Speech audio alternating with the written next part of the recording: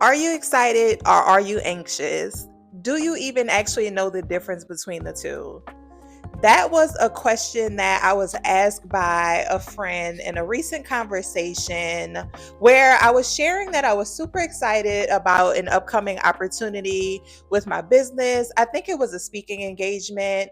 And so in the conversation, I mentioned that I was feeling very nervous and anxious about the opportunity. In the conversation, he paused and he said, "Are you nervous and anxious or are you excited?" Now, that might seem like a really small question to ask, but that was a very profound moment for me in my life that shifted me into my mindset and mastery journey. That was one of the first times in my life where someone had posed a question that forced me to really think about not only how I show up in the world, but how I am able to navigate emotional intelligence, specifically being able to understand and name the difference between feelings and emotions. Now, mastering my mindset has been such a phenomenal experience. I feel like I've grown in a lot of ways and I feel like I've learned a lot. But what I love about it the most is that I can see the positive impact that it has had on my career, specifically success in my business. And so, in today's conversation, I want to talk about what emotional granularity is, how it relates to emotional intelligence, and how you can refine your emotional granularity skills for an overall better quality of life. I recommend that you grab a pen and paper or pull open your notes app because you will want to take notes, as I do have some reflection questions for you that may help you navigate your own emotional granularity journey. Now, let's start at the beginning. So, let's talk about what emotional granularity is. So, defining emotional granularity in simple terms, it is the ability to describe emotions with precision instead of relying on vague terms like happy or sad or stressed. It allows you to be able to understand how emotions differ from each other, and then once you are able to understand how they differ from each other, not only mentally, but also you'll get to a point in your emotional granularity journey where you'll be able to feel how those emotions feel different within your body. And so that is what I absolutely love, the specificity of being able to name specific emotions. Now, this research was done by Dr. Lisa Feldman Barrett, explaining that people with higher emotional granularity have better emotional regulation, which I do agree with, stronger resilience, and even improved physical health. And so, if you think about all of those three elements and the significant roles that they play in your life, I hope it helps you understand the importance and the connection of emotional granularity. So, here's the first question for you. When was the last time you felt off, but you couldn't necessarily put a name to it? Sit with that for a moment. What I want you to then ask yourself is, what deeper emotion was underneath that? Was it fear? Was it disappointment? Was it guilt? Was it relief masked as sadness? Now, what may be helpful for you in this emotional granularity process is using a tool called the feelings wheel. When I discovered the feelings wheel alongside discovering emotional granularity, I've been able to use those two together to be able to help me navigate how to name my feelings or my emotions. I'll even keep a copy or a picture of the feelings wheel on my phone, and let's say I'm out and about and I feel something come up. If I'm not able to name it, I'll pull up the feelings wheel, go around it, and then start to kind of define and see which feeling or emotion I am feeling in that moment. Then what I do from there is pause to see what is happening in my body so that in the future, when that feeling comes up again, I'm not only able to understand how it makes me feel within my body, but I'm also able to name exactly what it is so I can process it and then move through it a lot quicker. And that's where the emotional regulation piece comes in.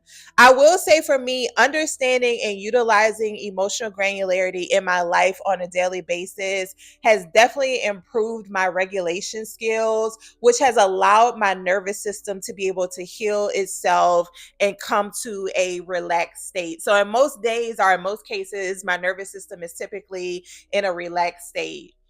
But of course, being that I'm human, experiencing this world, there are times where different feelings and emotions come up. And now that I have done this work and continue to do this work in emotional granularity, I'm able to then understand what exactly is happening with me or what feelings am I feeling. Now, I'll say this. If you are a person who is always trying to figure out how to navigate the emotional space, I definitely recommend you take some time to sit with this whole process and start to implement it into your life.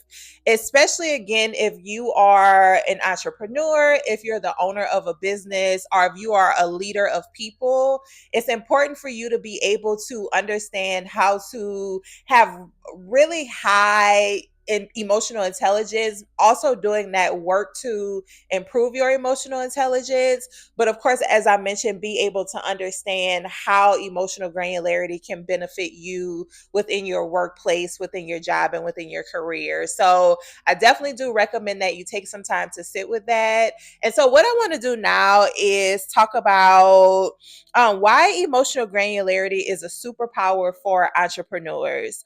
So the way that we show up with our feelings and emotions and the way that we're able to regulate in business does make a huge difference in terms of being able to not only do business, but how you show up in the business, how you treat your staff members or your team members, how you treat your clients and customers, how you're able to navigate business when things get difficult, when money gets tight, when business is not operating the way that you anticipated to or you expected to, even when things are great in your business. How do you celebrate yourself? How do you honor the great things that you've accomplished in your business? And all of those are centered around how we experience emotions. And so being able to, again, have really high emotional intelligence, but also have emotional granularity as a tool and a soft skill in your basket or tools of things that you use to advance or be successful in your business or career. Being able to have emotional granularity as a superpower will absolutely change your life for the better. First things first, better decision making. So, of course, in the business world, if you're the leader of a business, you know that we are constantly making decisions. Decision making never stops in business. Every day, all day, there's a decision that has to be made. Something comes up in your business and you are apprehensive about it, right? Let's say you have a client that comes to you, and I've been in this situation before, but let's say you have a potential client that comes to you, and this is someone that wants to work with you, and you have apprehension about it. Do you mistake that for fear? Or how might you talk yourself out of a great opportunity when all you needed was preparation? What I want you to ask yourself, or what I want you to reflect on, is think about a time when you backed out of something. Now, I've done this multiple times in my business, especially around like big contracts, big opportunities, big client names, big brand names. There has been apprehension in those situations. And so it really was fear, but I wasn't able to identify that at the time, right? And so this might be similar to you, or you might have experienced this, but just not aware of what it actually was. So I want you to go deeper and ask yourself, was it really fear of failure? Are you afraid of success? Is it self doubt, or is it a need for more control? And so in your business, if you find yourself being apprehensive about moving forward or making progress in your business, what you actually might be feeling is fear. And so when you're able to name fear, but also understand why you're afraid, then it positions you to be able to make better decisions, but also move through fear a lot faster when you're able to identify the root cause of it. Another area where emotional granularity can be super helpful to you as a business owner is improved communication in leadership. Now, this is really important because, especially if you have a business that you anticipate growing or scaling and you plan to have a team, or if you lead people or manage people in some way, you know that communication, and honestly, with any relationship, I'm going to just be real, call a spade a spade. With any relationship, communication is key. Solid communication is key. And so emotional granularity will also allow you to improve your leadership skills as well. Because if you are able to name what you are feeling, then you're able to communicate that to your team members, to your employees, to your clients in a way that actually builds trust. Being able to articulate specific feelings is vulnerability on level 10.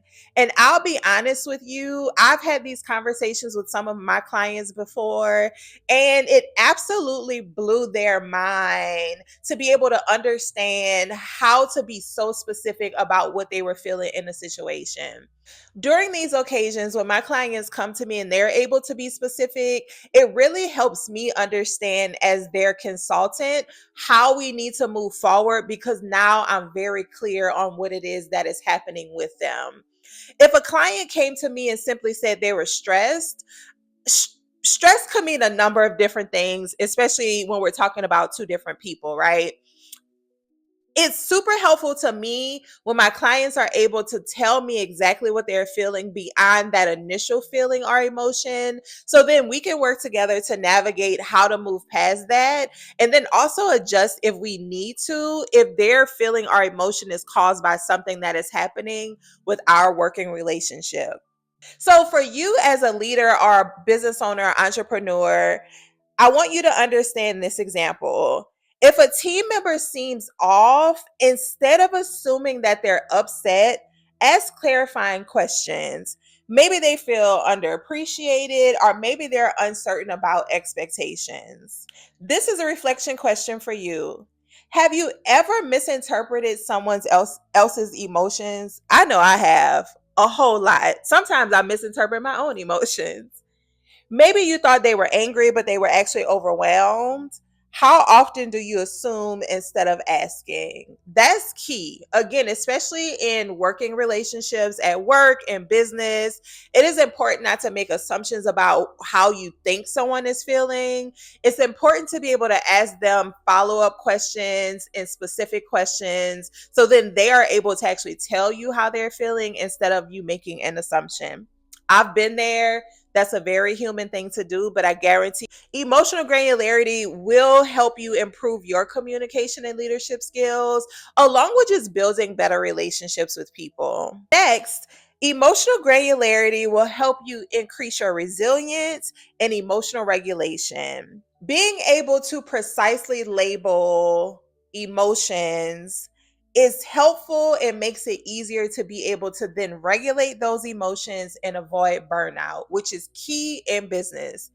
If you have been in business for, it don't really even matter how long, but if you have been in business, or if you are leading a team, leading an organization, you know that burnout can happen quickly, because there's so much energy that is put into leading an organization or running, owning a business. It is important to be able to understand what typically happens as a buildup to position you in burnout. What you're able to do then, once you're able to identify usually your path into or your path upwards to burnout, you can kind of reverse engineer it to then work through situations that essentially would either eliminate or at least decrease burnout in your life. I know what is helpful for me, especially when we talk about emotional granularity and burnout. It is super helpful to me that instead of saying I'm exhausted, exhaustion can look like a number of different things. It can also stem from a number of different things as well. If I am able to specify what exhaustion means to me, let's say, for example, in a lot of cases, I get mentally drained from decision fatigue. Actually, a few weeks ago, I had a friend text me and they were like asking me a bunch of questions. And I texted back and I said, I cannot make another decision today. I am exhausted from decision fatigue. And so because I was able to identify where I was starting to burn out, I was able to pause it in its tracks and communicate and let that person know, hey, I'm going to circle back to you next week when, I'm in a better space. I'm not super fatigued about making decisions, and then we can reschedule whatever it is that we had planned. I was able to navigate that situation in a way that really impressed me. But what was also helpful was that I was able to then, the next few days as I navigated work, I was able to know, because I was decision fatigued, I position myself to not have to make a lot of decisions. And now that I know, for me, decision fatigue is a path to burnout, I'm able to better delegate. I'm able to ask for help when I need it, or at least identify when I need to ask for help. I'm still working on the actual asking for help part. I'm also able to implement different things in my life that allow me to not reach peak decision fatigue. So, laying out my clothes the day before, maybe meal prepping, not having to worry about thinking about what to eat, or just other things in my life that allow me to have to make less decisions. And so being able to move from I'm simply exhausted to then being able to specify that in fact I am burnt out due to decision fatigue, that has been super, super helpful in just me navigating not only business but life in general. And so that's just one example of how increased resilience and emotional regulation helps us navigate the business space. Now, here's a reflection question I want you to ask yourself. What is your go-to default emotion? Mine is anxious. I'm all anxious. I'm so anxious. My default emotion is anxiety. Now, for you, when you ask yourself this question, what is the one that you always use to describe how do you feel? Next, I want to challenge you. What are other emotions that could be hidden underneath it? So for me, I mentioned anxiety is like my go-to emotion. But usually, and again, with the help of the feelings wheel, what I'm able to do now is when I start to feel the feeling of anxiety, I'm able to sit with it a moment and actually decipher, in most cases, 9 out of 10 times, it's usually not anxiety. It might be some other feeling of like excitement.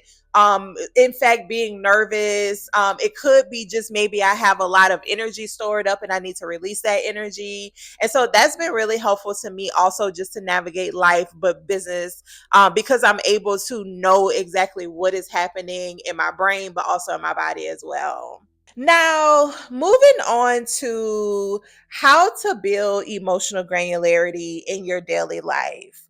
Now, this is a practical exercise for y'all. And so I want you to, again, take notes, but then figure out how to implement this into your daily life. So, one is I want you to start practicing emotional journaling.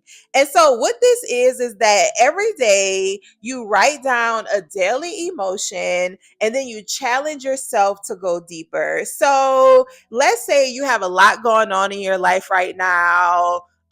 Maybe you are, interviewing for a new job, or maybe you just became a new parent, but you're trying to figure out how, to navigate life. Maybe you're dating. And so in these situations, you might feel stressed, right? These are all things that trigger stress, and stress can be triggered by so many different things. When you write down stress, I want you to challenge yourself and go deeper and ask yourself, am I actually overwhelmed? Am I anxious? Am I feeling pressured by something? And there could be a host of other things that you're actually feeling. I will encourage you to do daily emotion journaling. And then, like I mentioned, once you are able to identify an emotion, use the feelings wheel to go a little bit deeper and really be able to specify what it is that is actually going on with you. The next thing I want you to do is expand your emotional vocabulary. And this is a very simple framework. There are three levels of this framework. One is positive. So when we talk about positive, let's say when we think about a positive emotion, the go to might be happy. But what I want you to do is instead of happy, think about, are you content? Are you proud? Or are you inspired? The next level of this framework talks about neutral feelings. Let's say, for example, if someone asks you how your day going and you say just okay. Y'all, when people tell me their day is going just okay, I do just okay. Like, that's always my reaction. Instead of just okay, what I'm trying to understand is, are you maybe feeling uncertain? Are you feeling maybe hopeful? Or maybe are you feeling restless? Because then those will help me understand what that okay means for you. The third part of this framework talks about those negative emotions or feelings. And so for a lot of people, anger is a go to negative emotion. I want you to challenge yourself and go a little bit deeper when you feel feelings of anger and ask yourself, am I irritated?